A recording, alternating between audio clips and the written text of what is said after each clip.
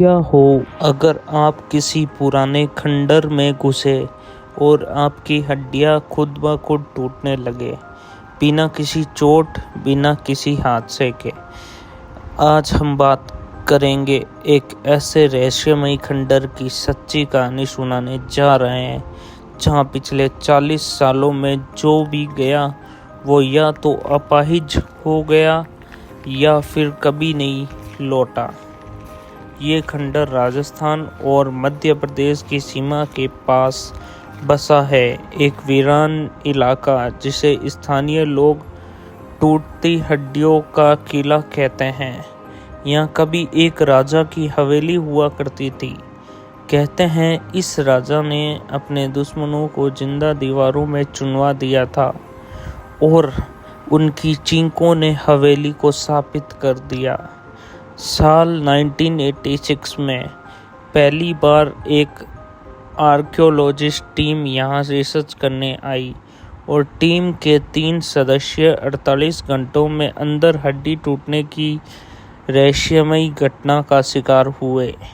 Forensics experts और वैज्ञानिकों ने जब खंडर का टेस्ट किया तो वहाँ रेडियो एक्टिव पाउडर की मात्रा पाई गई, लेकिन वो प्राकृतिक नहीं थी। एक रिपोर्ट के मुताबिक उस खंडर की जमीन के नीचे किसी दुर्लभ धातु की उपस्थिति है जो इंसानी हड्डियों पर असर करती है, मगर ये विज्ञान से परे है। कई बार वहां जानवर भी भेजे गए और उनकी भी हड्डियां कुछ ही घंटों में टूटने लगी। पास के गांव में रहने वाले लोग कहते हैं कि ये खंडर भूतों की प्रयोगशाला है।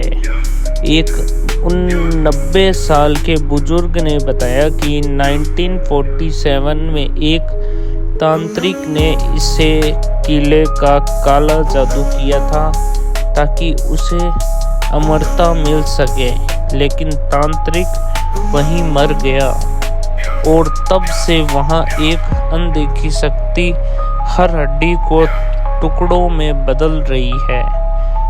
गांव वालों का मानना है कि वहां किसी आत्मा की कैद है जो हर जिंदा इंसान को दर्द देना चाहती है, शायद वही दर्द जो उसने मौत के वक्त झेला था। 2022 में एक यूट्यूबर ने लाइव स्ट्रीम करते हुए वहां एंट्री ली।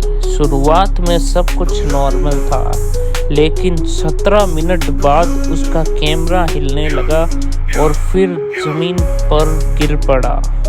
2 दिन बाद वो हॉस्पिटल में मिला।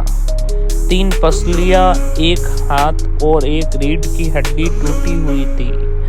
डॉक्टरों ने पूछा क्या हुआ, तो उसने बस इतना कहा, मैंने किसी को नहीं देखा, लेकिन मेरी हड्डियां जैसे किसी के अंदर से तोड़ दी।